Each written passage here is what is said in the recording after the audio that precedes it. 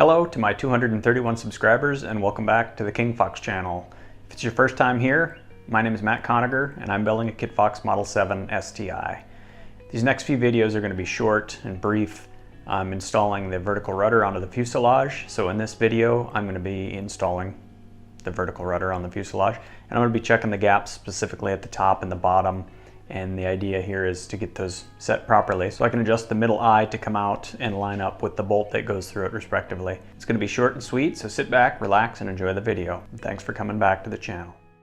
For the time being, I'm supposed to have an 1.5 inch gap at the top, or 38 centimeters. So I figure I'll put this on here, test the gap, and then do some adjusting as necessary. The bottom 2 5/16 or a 59 millimeter gap.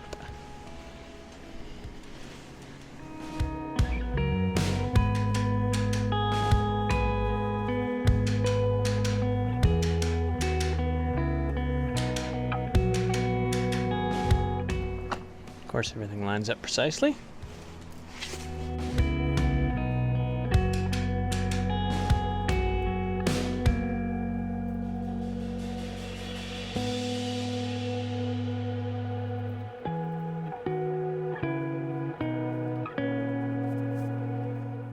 Hopefully you can't see me making funny faces.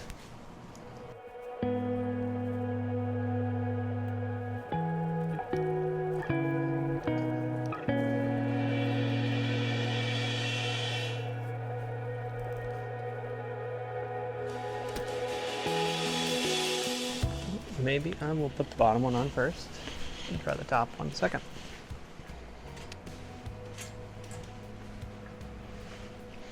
That way you can see the funny faces.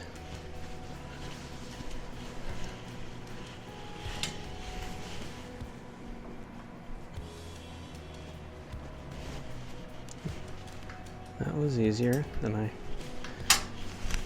Maybe it's easier to start at the bottom, come up to the top.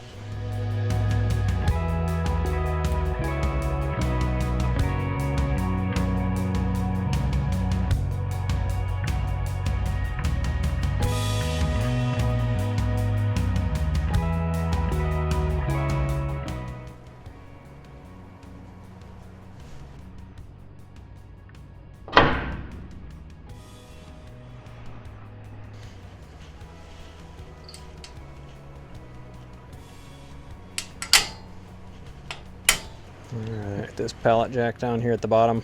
I don't know if you can see it. You can't because this tap and back set is in the way. So this pallet, you still can't see it. Anyway, I have one of these underneath the tail section of the fuselage. So I'm going to have to, and I have the tail screwed down to it, so I'm going to have to unscrew that, move it back a little bit, or turn it sideways so that I can turn the rudder left and right, because I do have to check my stops, I think for 25 or 27 degrees. So I'll have to do that here in a second.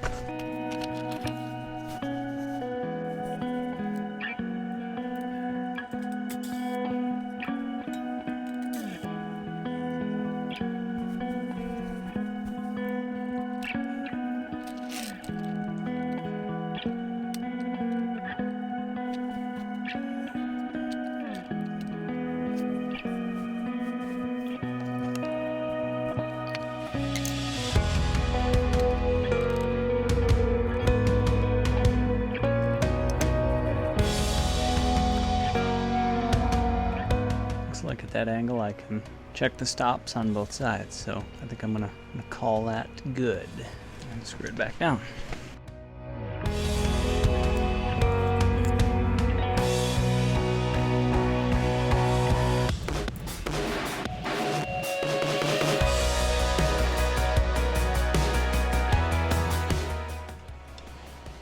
Nice and easy. Alright, so let's check our gap at the top and see what we got so far. Our starting point. 38 millimeters.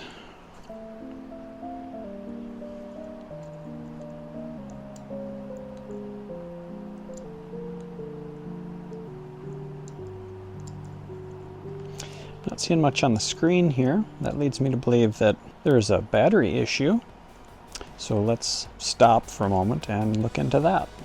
Pretty nice that it comes with an extra 2032, because apparently they don't last too long. I do try to keep it relatively warm in here, but in the winter I suppose it wears on that battery, so maybe I should be pulling it out from time to time, but slide that guy back into place and see what we got. It's alive! Alright, screen's on. I'm going to zero it and open it up, and we're looking for 38 millimeters up here. So we've got 44.78. Too many. So I'm gonna have to screw it in a little bit.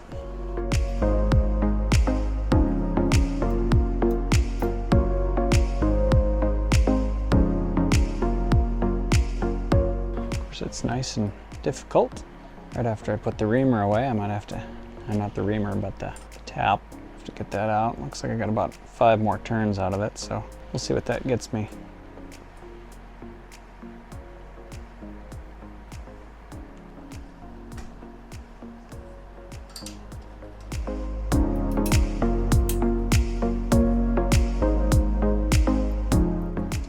Back to 0, spreading her out. We're at 42, so maybe a couple more turns if I can get that out of it.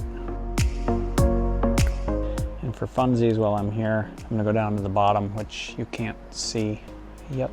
Maybe we can help that out.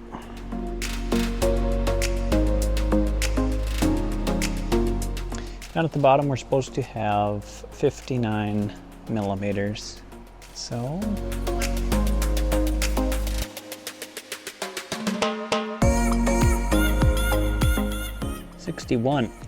62 millimeters. So I have to take that bottom one in too. Hit this guy one more time with the tap. Try to get a little bit further inside.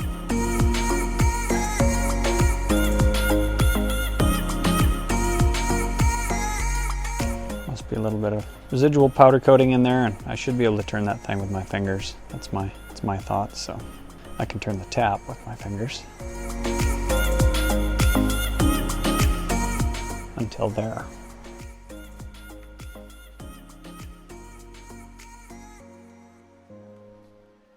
It's still turning easy. Just probably need to go as deep as I did with all the others. So I'm getting some decent resistance right there. Okay, that's all the way in. Now we'll bring her out.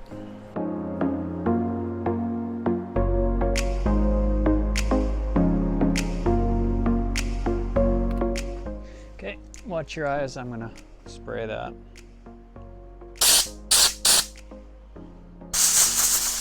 Safety first. Clean that tap off.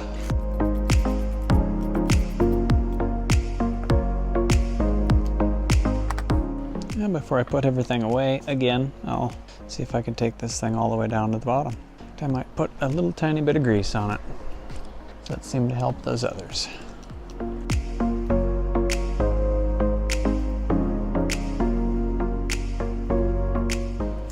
Alright, there's the bottom. I'm going to take it out about 2 threads.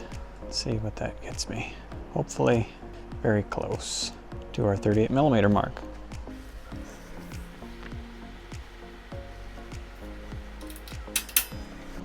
See if I can get that bolt in the bottom. That one seems to be a bugger.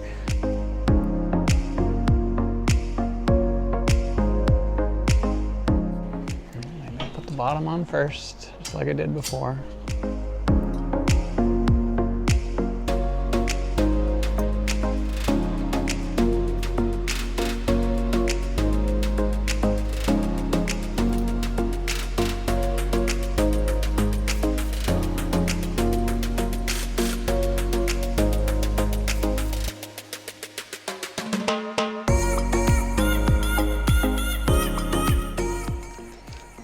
Bit of binding on the center post right now.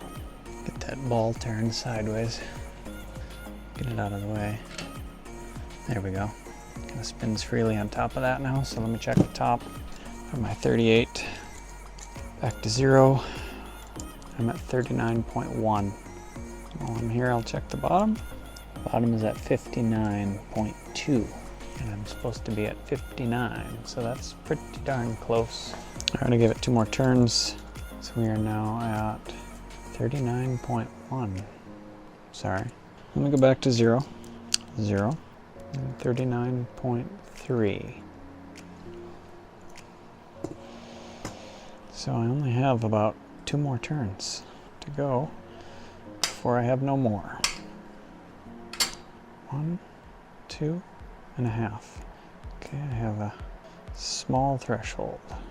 This middle ball's just starting to get in the way now. It's touching ever so slightly, just causing me a little problem up top here.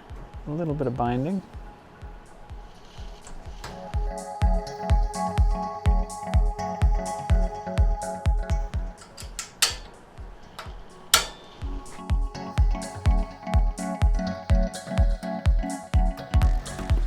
Okay, mill's good, not binding.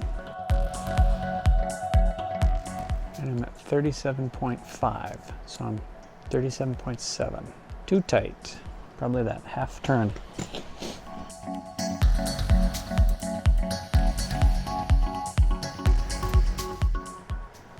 Half turn.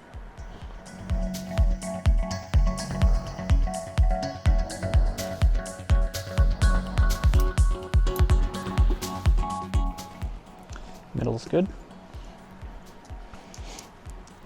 Back to 0.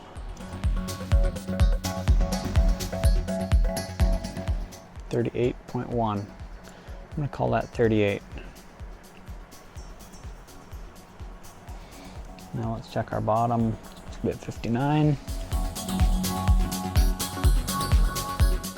We're at 58.2, 58.5. I'm gonna check it in 2 spots because it's a little difficult to get in down here. Surprising. No, 59.05, and that's pole to the square tubing. So I'll double check the instructions, but pretty sure that's where it's supposed to be. And I'm at 0. Open her back up.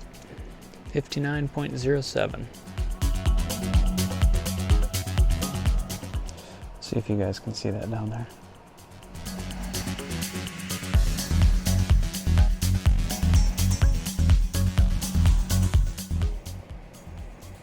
It's 58.49, but that's up a little bit from the bottom. So let me see if I can get all the way to the bottom. Gonna hit this, one of these framing members on the fuselage, on this side anyway. There's 59, 59.03, 58.99, so that's 59.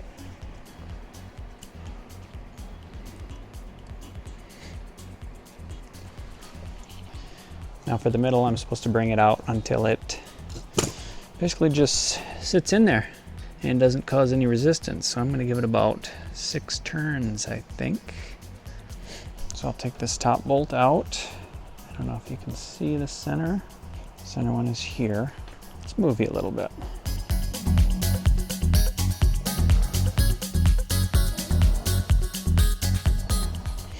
So for this one, I'm going to go with the bolt.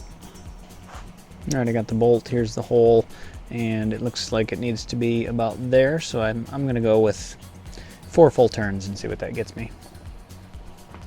Take this top one out, and that one seems to be maybe the easiest to get out. Now that I say that, there we go. Back that guy off. 1, 2, 3, 4. Let's try that.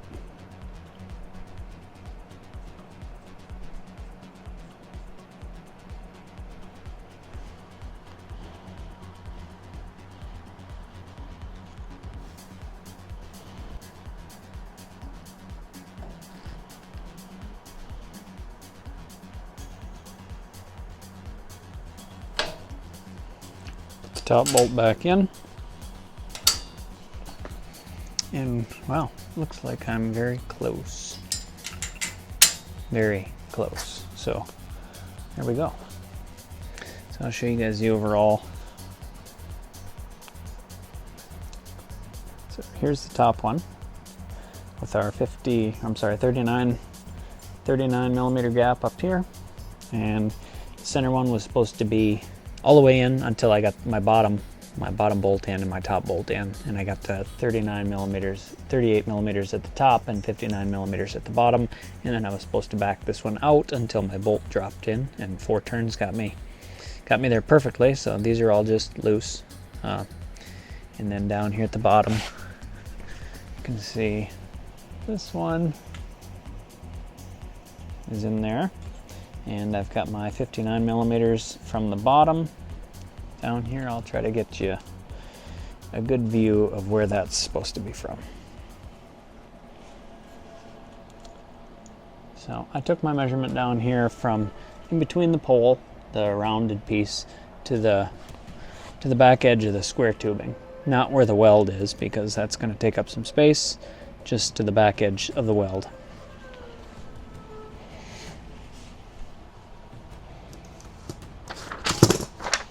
And looking at the manual, it looks to me like it's from the tube to the rounded tube, the face of the rounded tube, to the back of the square tubing, right down here. Just like up at the top. See, it's 38 millimeters up there, and that's from the square edge up here to the face of the round tubing. Moving on.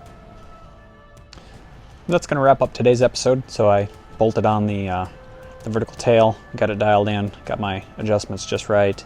Had to do a little bit of tapping to get that powder coating out of there and get those rod ends in. Now on each of those vertical bolts that goes down through the rod end, I got to put a washer on the bottom and a nut. So stay tuned to the next episode where I'm going to put in the bolt, the washer, and hand tighten the nuts.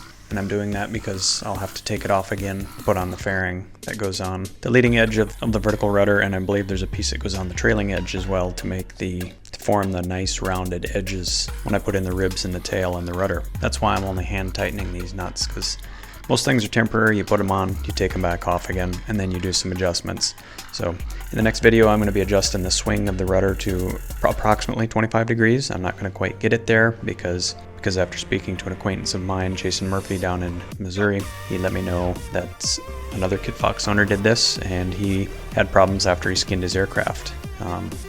The tail swung, or the rudder swung too far left and right, and basically was rubbing on the elevator. So right now I'm only grinding down the tab so that the rudder swings equidistant both directions, and then I'll proceed on from there. Thanks for watching, and we'll see you guys on the next video.